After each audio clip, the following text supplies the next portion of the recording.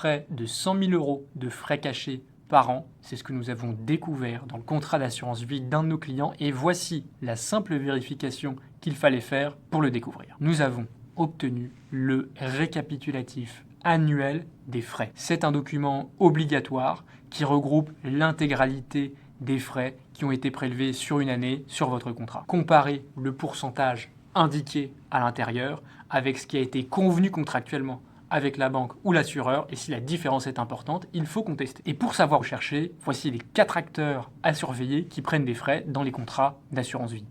Le premier acteur, c'est l'assureur. Frais d'entrée, frais annuels, frais administratifs divers, il en y a un petit peu partout. Le deuxième, c'est le gérant financier. Souvent, c'est votre banque avec un mandat de gestion. Il y a donc bien sûr les frais de mandat, mais il y a aussi tous les frais des actifs sous-jacents, les frais de transaction aussi qui peuvent être très importants. Le troisième acteur, c'est la banque dépositaire. Si vous êtes au Luxembourg, c'est la banque qui garde les actifs et donc il y a des frais de virement, il y a des frais à différents moments qui sont des petits frais mais qui peuvent finir par être importants s'ils sont répétés.